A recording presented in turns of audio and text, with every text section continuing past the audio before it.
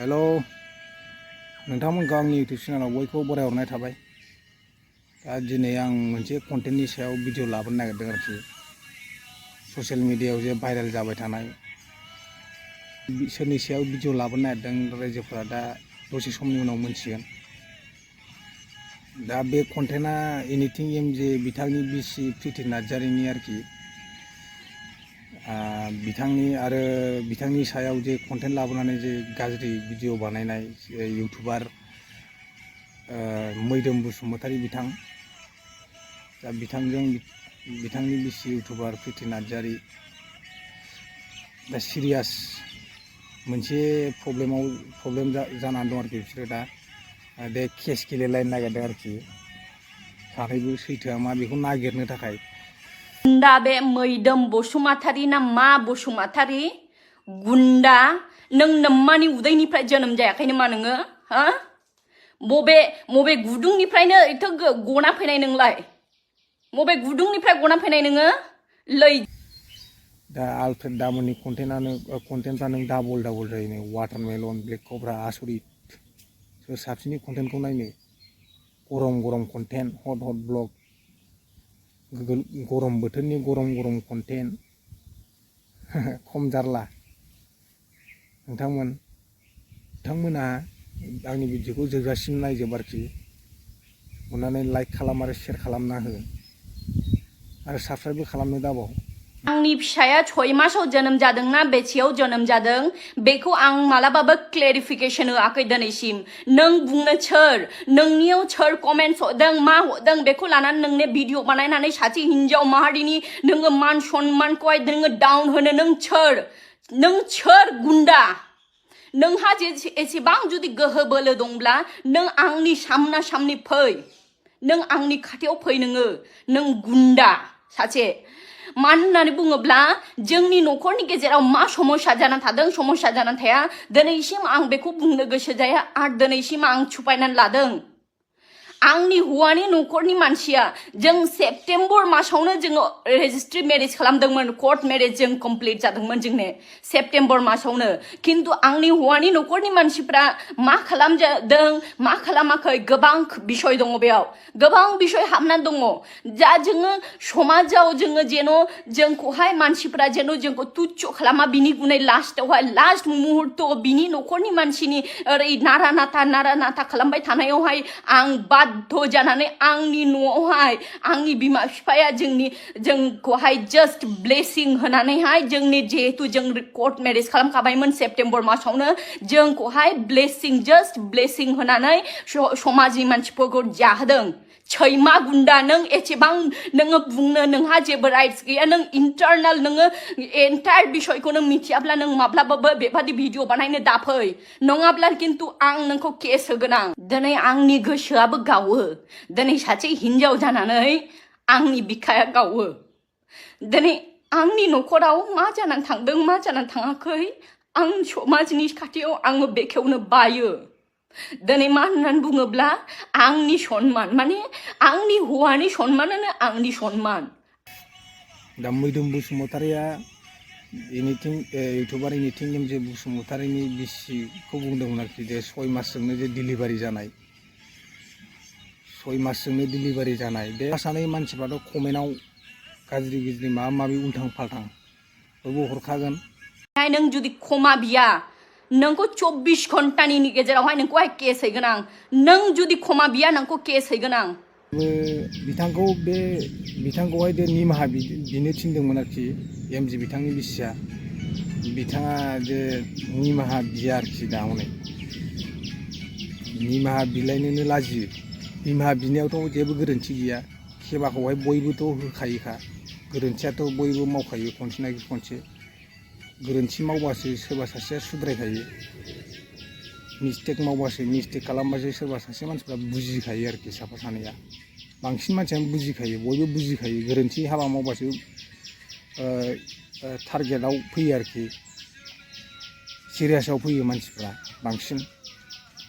जेब्ला जों सेप्टेम्बर मासावहाय जेब्ला जों कोर्ट मेरेज खालामनो थाङो रेजिस्ट्रि मेरेज खालामनो थाङो बे समावसो जेब्ला आं थाङो आं मिथियो जे बिनि बिमा बिफाबो दिनै फैनाय उदालगुरियावहाय मा होनो रेजिस्ट्रि मेरेज खालामनो थाखायहाय बिसोरबो सय होनो फैनाय होननानै आं मिथियोमोन खिन्थु अचानक जेब्ला आं बेयाव थांनानैहाय मिथिहोयो न'खा नायो अब्ला आं सोङो जे फैबाय नामा न'खरनि मानसिया होननानैहाय बे समावसो बियो खोथायो जे मा होनो आरो बिसोरो फैनायले राग जोंदों माबा आरिदों होननानै बेफोरबायदि नारा नाथा आं मिथिया दिनै आं अनजानमोन आंखौ लाना थांबाय हाबा खालामनो होननानैहाय बिमा बिफाबो गाथेनबो राजि रायज्लायहरनाय गाथेनखौबो आं बिसयखौ नुदों फनाव रायज्लायहरदों कारनि उनाव नों जुदि जोंखौ दिनै बेफोरबायदि अपमान खालामनो सानोब्लाबो जोंहा प्रमान दं जों जे लिगेलि हाजबेन्ड एन्ड वाइफ बेनि प्रमान दङ जोंनि फिसाया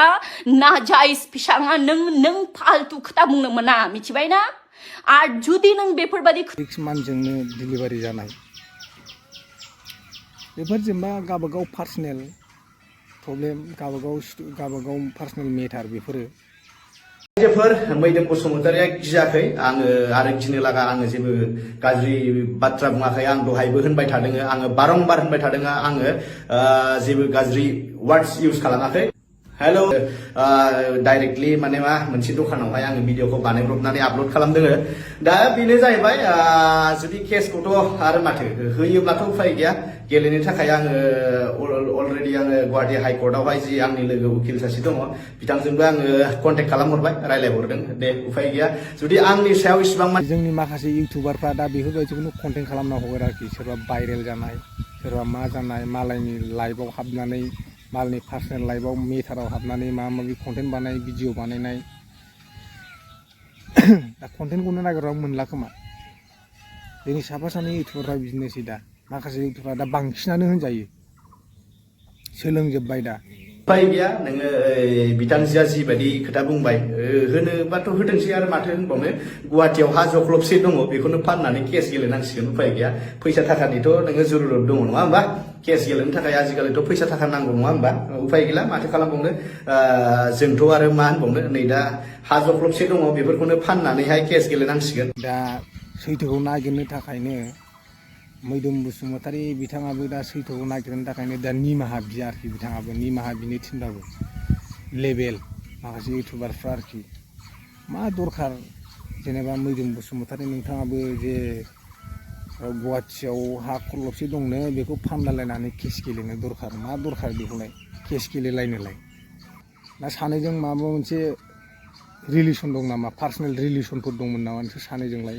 एनिथिं एमजेनि प्रिति नार्जारि एनिथिं एमजेनि बिसि प्रिति नार्जारि आरो मैदोम बसुमतारी नोंथांनि सायाव सानैजों माबा मोनसे पार्सनेल मेटार दं नामा प्रब्लेम दं नामा बेखौथ' दा रायजोफ्राथ' मिथिया दा एनिथिं एमजे बिथांनि बिसिया जे निमाहा लायाबा निमाहाखौ जुदि लाथाराब्ला केस होगोन कर्टआवहाय थांनानै बेखौ होनदों आरोखि सिरियास जाबाय आरोखि दा मैदोम बसुमतारियाबो अनेक केस गेलेनो राजि खम जारला नोंथांमोन लास्टाव उपाय गैयैयाव बिनि जुनैनो जोङो जास्ट रिसेपसनखौ जोङो ब्लेसिं मेरेज नोंथांमोना नुदोंना जोंनि गिर्जायाव हाबा हैनाय जायाखै नोंथांमोना नुदोंना भिडिअआवहाय जोंखौ गिर्जायाव हाबा हैनाय जास्ट सिथ्लायावहाय जोंखौहाय जोंनि न'नि सिथ्लायाव जोंखौहाय ब्लेसिं होनाय जादों ब्लेसिं होनानैहाय जास्ट जोङो बे जोंनि रिसेपसनखौ जाहोनाय जादों आरो नोंथांमोना बे बिषयखौ लानानै बार बार एरखांबाय थानाङा आंनि न'खरनि बिषयखौ आं न'खरावनो दोननो गोसो जायो बिनि जुनैनो आं एतदिना आं सिरि थाबोदों खिन्थु नोंथांमोना बार बार जुदि आंनि फिसाखौ लानानै बेफोरबायदि भिडिअ बानायबाय थायोब्ला 6 मासनो माबा मासनो बेफोरबायदि भिडिअ बानायबाय थायोब्ला खिन्थु आंनिफ्राय रासिन रावबो जानाय गावबागाव पार्सनेल लाइफआव गावबागाव मालायनि पार्सनेल लाइफआवहाय भिडिअ लाबोनो मा दरखारलै नोंथांमोन गावबागाव कन्टेन्ट बानाय मोजां मोजां भिडिअ बानाय फेमास जा दाजा फेमासा जाखागोन सानसेबाबोथ' फेमास जाखागोन बयबो आजिखालिथ' भाइरेल जानाय भिडिअफोरखौसो बांसिन नायखायो भाइरेल जानाय भिडिअ सोरबा थास' बिबारनो दा फुरा ट्रेन्डिंआव जागासिनो आरोखि ट्रेन्डिं भाइरेल बेबायदि भिडिअखौहायसो बांसिन दा जोंनि मानसिफ्रा ससियेल मिडियायाव दा भिडिअखौसो बांसिन नायो मोजां भिडिअखौथ' नायखाया मोजां भिडिअआथ' बहा फेमास जानो दा बे आरोखि नोंथांमोन जेब्ला जों सेप्तेम्बर मासावहाय जेब्ला जों कर्ट मेरेज खालामनो थाङो रेजिस्ट्रि मेरेज खालामनो थाङो बे समावसो जेब्ला आं थाङो आं मिथियो जे बिनि बिमा बिफाबो दिनै फैनाय उदालगुरियावहाय बिथांमोना सिगाङावनो जे सेप्तेम्बर मासावनो खोन्थादों सिगाङावनो जे कर्ट मेरेज लाखानायखा जाहैदों बिथांमोना कर्ट मेरेज खालामखांनानै दे न'खरनि प्रब्लेम मा समस्या जादों मा समस्या जायाखै गावबागावनि खोथा बिसोरो गावबागाव प्रब्लेम गावबागाव समाजनि खोथा गावबागाव समाजाव उनाव रिसिपसनखौ उनाव जाहोदों आरोखि रिसिपसनखौ उनाव खालामदोंनो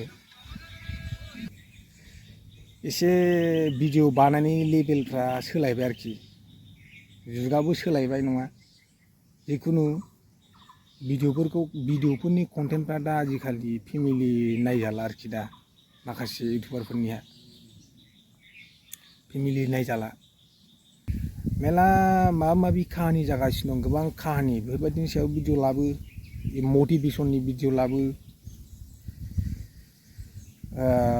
दाथ' जोंनि बर'आवथ' मटिभेसननि भिडिअ लाबोग्रायानो बारा गैया खम बिरादनो आरोखि दा लाबोबाबो साफा सानै लाबोयो दा भिउसानो फैया बेफोरबायदिया दा बोरै भिडिअ मोजाङाथ' भिउस जाखाया होननायालाय नंगौ मोजां भिडिअ बहा भाइरेल जानो दा नै भाइरेल जागोन अबे कन्टेन्ट गरम कन्टेन्ट गाज्रिफोर आंथ' दा इउटुबाव बे भाइरेलफोर जानायफोरखौ आङो दा भिडिअखौ नायनि सिगां थाम्बनेइलाव नायनानैनो फरायग्रोनानैनो आङो दा मा खालामो कमेन्टखौसो नागिरखायो आं दे रायजो राजा नोंथांमोना मा कमेन्ट खालामदों सोर मा कमेन्ट हरदों सोरनि सायाव मा हरदों कमेन्टखौ नायबानो इन्टारेस्ट मोनो आरोखि आं एसे कमेन्टखौ नायबानो आं भिडिअखौ नायनो बायो आरोखि कमेन्टआवनो मोनथिखायो खायफा भिडिअखौ नायो ससेखौ आङो ससे नायो आं बांद्राय बे जानला मोनला कन्टेन्टखौबो नायनो बायो आरोखि नोंथांमोन माने अयभास लानो नाङा बिदिखौ आरोखि अयभास लाबानो अयभास जालाङो नायदावबानो नायदावबाय थालाङो ओंखायनो आं आगोल नायोमोन सम आगोल नायोमोन एफा एनै आं दा बिदि नायनायखौ गारथारबाय आरोखि आं दा बिदिनो इउटुबार मोजांफोरनिखौ नायो बिसोरनिखौनो सोलोङो आङो दे हिन्दी ब्लग खालामग्राफोरखौबो नायो बर' ब्लग खालामग्रा जाय मोजां कन्टेन्ट लाबोगोन बिसोरनि भिडिअखौ नायगोन आरोखि आं दा जोंनि इउटुबारफ्रा